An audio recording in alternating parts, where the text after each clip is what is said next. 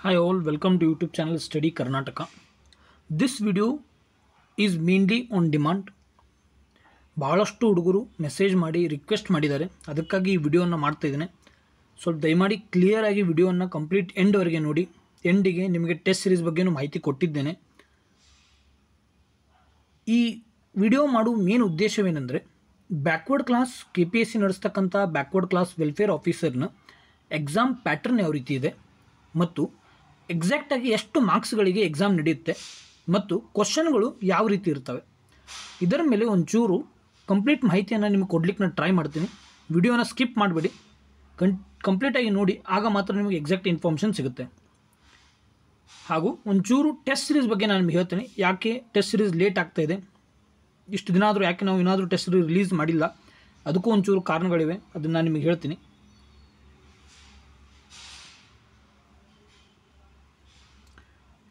ಈಗಾಗಲೇ ಹೇಳಿದಾಗೆ ನಾವು ಈಗಾಗಲೇ KPSC group B backward class welfare ಆಫೀಸರ್ಗೆ ಒಂದು ಬುಕ್ಕನ್ನು ರಿಲೀಸ್ ಮಾಡಿದ್ದೇವೆ. ಅದು ಬುಕ್ ಬಂದು PDF ಫಾರ್ಮ್ಯಾಟ್ನಲ್ಲಿದೆ, ಯಾವುದೇ ಹಾರ್ಡ್ ಕಾಪಿ ನಿಮಗೆ ಕಳಿಸೋದಿಲ್ಲ. ಯಾರಿಗೆಲ್ಲ ಬುಕ್ ಬೇಕು ಅವರು ಈ ನಂಬರ್ಗೆ ಫೋನ್ಪೇ ಮಾಡ್ಬೋದು. 9481428256 ನೀವು ಫೋನ್ಪೇ ಮಾಡಿ, ಗೂಗಲ್ ಪೇ ಮಾಡಿ ಅಥವಾ Paytm ಮಾಡಿ. ಇಲ್ದಿದ್ದರೆ ಈ QR ಕೋಡನ್ನು ಡೈರೆಕ್ಟ್ ಸ್ಕ್ಯಾನ್ ಮಾಡಿ ನೀವು ಅದಕ್ಕೆ ಪೇ ಮಾಡ್ಬೋದು. ಒಂದು ವೇಳೆ ಪೇ ಆದಮೇಲೆ ನೀವು ಏನು ಮಾಡಬೇಕಂದ್ರೆ ಇದೇ ನಂಬರ್ಗೆ ವಾಟ್ಸಪ್ಪನ್ನು ಮಾಡಲಿಕ್ಕೆ ಹೋಗಬೇಡಿ, ಯಾಕಂದರೆ ಈ ನಂಬರ್ ವಾಟ್ಸಪ್ಪು ನನ್ನ ಹತ್ರ ಇರುತ್ತೆ. ಟೀಮ್ ಹತ್ರ ವಾಟ್ಸಪ್ ನಂಬರ್ ಬಂದು ಈ ನಂಬರ್ ಇದೆ 9113583494. ನೀವು ಪೇಮೆಂಟ್ ಮಾಡಿರ್ತಕ್ಕಂಥ ಸ್ಕ್ರೀನ್ಶಾಟನ್ನು ಈ ನಂಬರ್ಗೆ ಕಳಿಸಿದ್ದಲ್ಲಿ ನಿಮಗೆ ಒಂದು ಹಾಫ್ ಆನ್ ಅವರಿಂದ 1 ಅವರ್ನಲ್ಲಿ ಅವರು ನಿಮಗೆ PDF ಕೊಡ್ತಾರೆ, ರೈಟ್. ಮತ್ತು ಇದೇ ನಂಬರ್ಗೆ ನೀವು ಮೆಸೇಜ್ ಮಾಡಿ ಕೇಳಿದರೆ ಅಲ್ಲಿಂದ ಯಾವುದೇ ಆದ ರೆಸ್ಪಾನ್ಸ್ ಬರೋದಿಲ್ಲ. ಅದಕ್ಕಾಗಿ ಹೇಳ್ತಾ ಇದ್ದೀನಿ, ಈ ನಂಬರ್ಗೆ ನೀವು ವಾಟ್ಸಪ್ಪನ್ನು ಮಾಡಿ, ನಿಮಗೆ PDF ಸಿಗುತ್ತೆ. ಈಗ ಫಸ್ಟ್ ಬಂದು ನೋಟಿಫಿಕೇಷನನ್ನು ಒಂಚೂರು ನೋಡೋಣ. ನೀವು ಇಲ್ಲಿ 4ನೇ ನಂಬರ್ ನೋಡ್ಬೋದು. ಗ್ರೂಪ್ ಬಿ ಪೋಸ್ಟ್ಗಳನ್ನು ಕರೆದಿದ್ರು. ಟೋಟಲ್ ಆಗಿ ಒಟ್ಟಾರೆಯಾಗಿ 777 ಪೋಸ್ಟ್ ಇದ್ದವು. ಅದರಲ್ಲಿ ಹಿಂದುಳಿದ ವರ್ಗಗಳ ಕಲ್ಯಾಣ ಇಲಾಖೆ, ಅದರಲ್ಲಿ ತಾಲೂಕು ಹಿಂದುಳಿದ ವರ್ಗಗಳ ಕಲ್ಯಾಣ ಅಧಿಕಾರಿಗಳು ಎಂದು 21 ಪೋಸ್ಟ್ಗಳಿವೆ, ರೈಟ್. ಟೋಟಲ್ ಆಗಿ 21 ಪೋಸ್ಟ್ ಇವೆ. ಇದಕ್ಕೆ ಸಾಮಾನ್ಯ ಪತ್ರಿಕೆ ಹಾಗೂ ನಿರ್ದಿಷ್ಟ ಪತ್ರಿಕೆ ಅಂದರೆ ಸ್ಪೆಸಿಫಿಕ್ ಪೇಪರ್ ಇದೆ, 2 ಪೇಪರ್ಗಳಿವೆ. ಮೊದಲನೇದಾಗಿ ಜನರಲ್ ಪೇಪರ್. ಜನರಲ್ ಪೇಪರ್ನಲ್ಲಿ ಏನಿದೆ, ಟೋಟಲ್ ಆಗಿ 300 ಮಾರ್ಕ್ಸು 1.5 ಗಂಟೆ ಕಾಲ ಇರುತ್ತೆ. ಸ್ಪೆಸಿಫಿಕ್ ಪೇಪರ್ಗೆ ಒಂದು 300 ಮಾರ್ಕ್ಸು 2 ಗಂಟೆ ಕಾಲ ಸಮಯ ಇರುತ್ತೆ. 300 ಮಾರ್ಕ್ಸ್ ಅಂದರೆ ಎಷ್ಟು ಕ್ವಶನ್ ಇರುತ್ತೆ ಅಂತ ನೀವು ಕೇಳ್ಬೋದು. ಟೋಟಲ್ ಆಗಿ 100 ಕ್ವಶನ್ ಇರುತ್ತೆ. ಪ್ರತಿ ಕ್ವಶನ್ಗೆ 3 ಮಾರ್ಕ್ಸ್ ಇರುತ್ತೆ, ಅಂದರೆ 300 ಮಾರ್ಕ್ಸ್ ಆಯಿತು. ಸ್ಪೆಸಿಫಿಕ್ ಪೇಪರ್ನಲ್ಲಿಯೂ ಕೂಡ 300 ಮಾರ್ಕ್ಸ್ ಅಂದರೆ 100 ಕ್ವಶನ್ ಇರುತ್ತೆ. ಮಲ್ಟಿಪ್ಲೈ ಬೈ 3 ಅಂದರೆ 300 ಮಾರ್ಕ್ಸ್ ಆಗುತ್ತೆ. ಆದರೆ ಇದಕ್ಕೆ 1.5 ಗಂಟೆ ಸಮಯ ಕೊಡ್ತಾರೆ, ಇದಕ್ಕೆ 2 ಗಂಟೆ ನೀಡ್ತಾರೆ. ಈಗ ಸಾಮಾನ್ಯ ಇದೇನು ಜನರಲ್ ಪೇಪರ್ ಇದೆಯಲ್ಲ, ಅದಕ್ಕೆ ಸಿಲೆಬಸ್ ಯಾವ ರೀತಿ ಕೊಟ್ಟಿದ್ದಾರೆ ನೀವು ನೋಡ್ಬೋದು.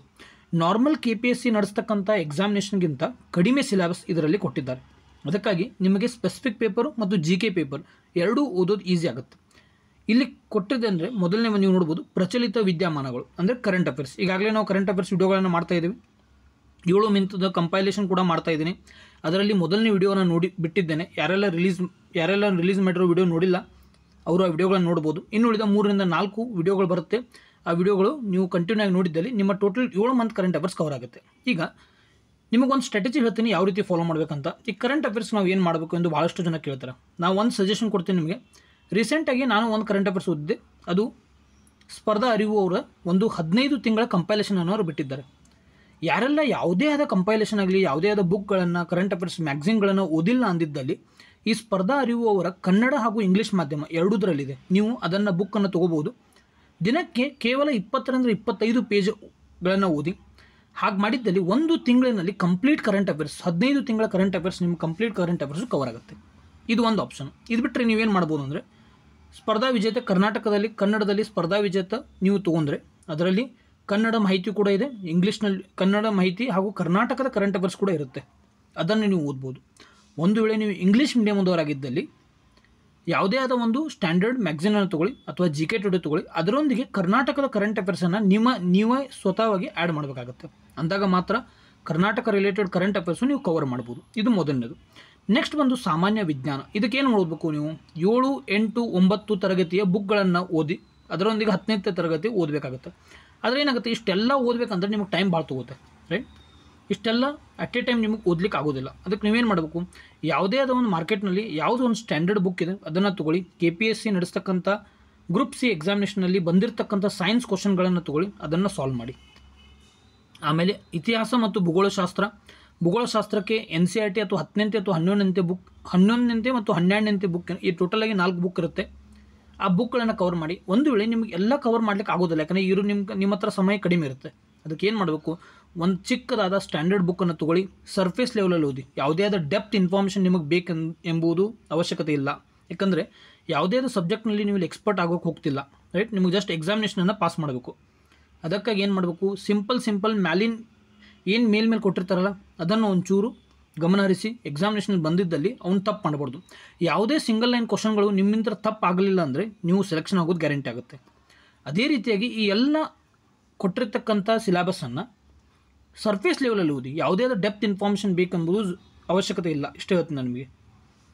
ಇದಾದಮೇಲೆ ನೀವು ನಿರ್ದಿಷ್ಟ ಪತ್ರಿಕೆ, ಇದು ಇಂಗ್ಲೀಷ್ನಲ್ಲಿ ಕೊಟ್ಟಿದ್ದೇನೆ.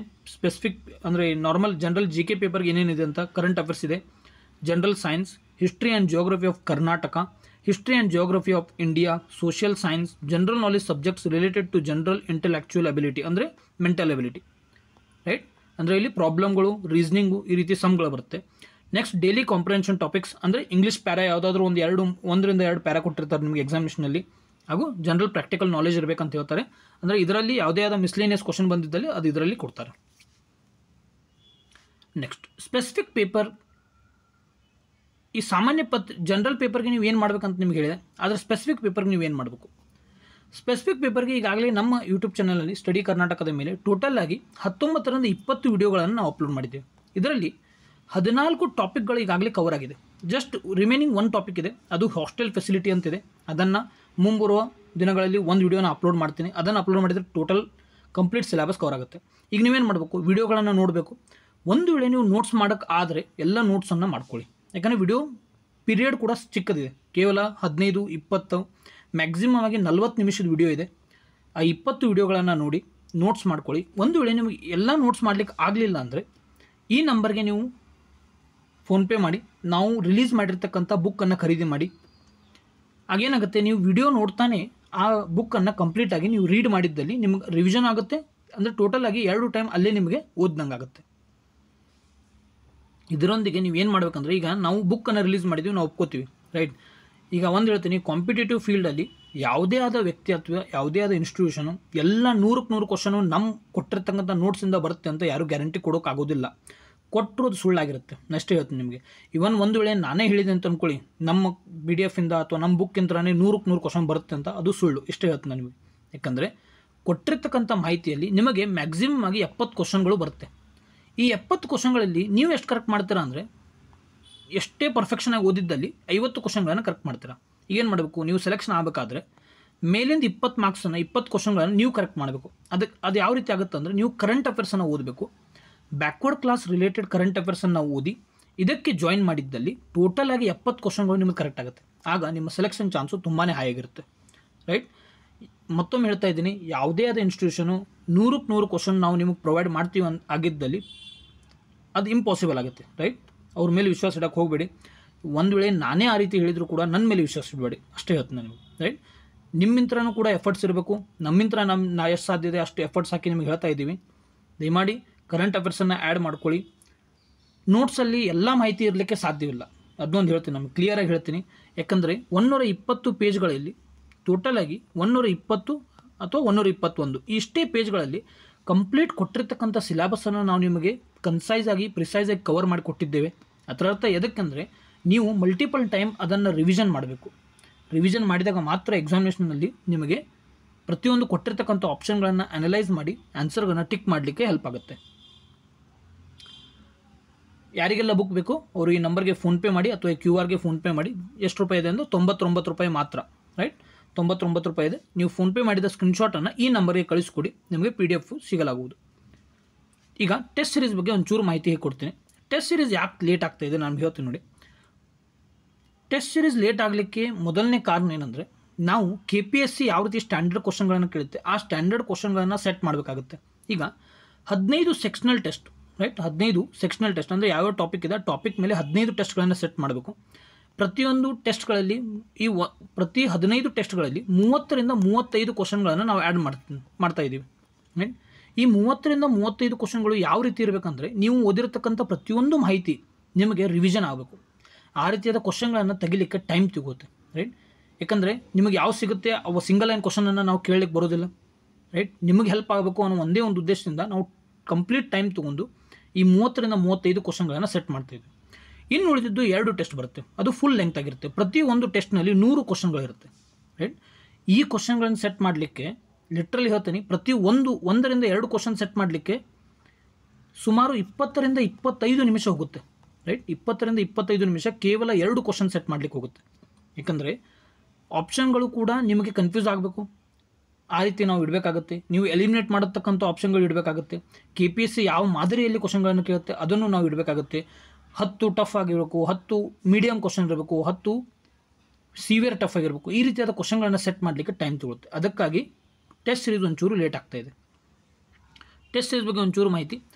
ಟೋಟಲಾಗಿ 15 ಟೆಸ್ಟ್ ಇರುತ್ತೆ. 15 ಟೆಸ್ಟ್ಗಳಲ್ಲಿ ಪ್ರತಿ ಒಂದು ಸೆಕ್ಷನಲ್ ಟೆಸ್ಟಲ್ಲಿ 30ರಿಂದ 35 ಕ್ವಶನ್ಗಳು ಮಾತ್ರ ಇರುತ್ತೆ. ಈಗ ಹೇಳ್ತಾ ಇದ್ದೀನಿ, ಪದೇ ಪದೇ ಮತ್ತು ಅದನ್ನು ನಂಗೆ ಕೇಳಬೇಡಿ, ಸರ್ ಪ್ರತಿ ಸೆಕ್ಷನಲ್ ಟೆಸ್ಟಲ್ಲಿ 100 ಕ್ವಶನ್ ಯಾಕೆ ಇಲ್ಲ ಅಂತ.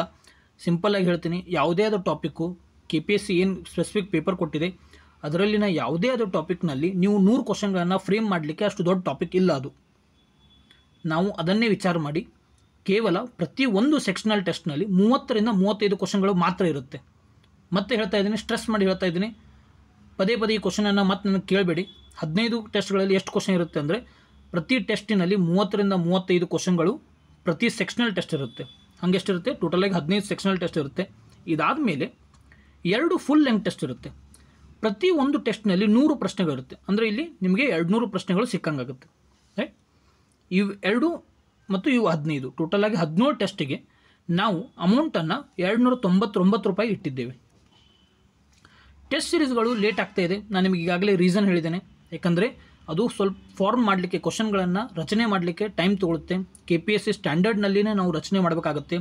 ಯಾವುದೇ ಆದ ಸಿಂಪಲ್ ಕ್ವಶನನ್ನು ಅಥವಾ ನಿಮಗೆ ಫುಲ್ ಈಸಿ ಆಗಲಿ ಅಥವಾ ನಮ್ಮ ಕೆಲಸ ಹಗರಾಗಲಿ ಅಂತ ಮಾಡೋ ಉದ್ದೇಶ ಯಾವುದೇ ಇಲ್ಲ. ಇದರಲ್ಲಿ ಕೇವಲ ಸೀರಿಯಸ್ ಆಸ್ಪೆಕ್ಟ್ಸ್ ಬರಲಿ ಅನ್ನೋ ಒಂದೇ ಒಂದು ಉದ್ದೇಶದಿಂದ ಈ ಮೊತ್ತ ನೀಡಲಾಗಿದೆ. ಯಾಕಂದರೆ ನಾನು KAಗೆ ಈಗಾಗಲೇ ನಿಮಗೆ ಫ್ರೀ ಟೆಸ್ಟ್ ಸೀರೀಸನ್ನು ಕೊಟ್ಟಿದ್ದೆ. ಈಗ ಮೇನ್ ಉದ್ದೇಶವೇನೆಂದರೆ, ಯಾರ್ಯಾರು ಸೀರಿಯಸ್ ಆಸ್ಪಿರೆಂಟ್ಸ್ ಇದ್ದಾರೆ ಅವರು ಮಾತ್ರ ಈ ರೇಸ್ನಲ್ಲಿ ಇರಬೇಕು ಅನ್ನೋದು ಒಂದೇ ಒಂದು ಉದ್ದೇಶ.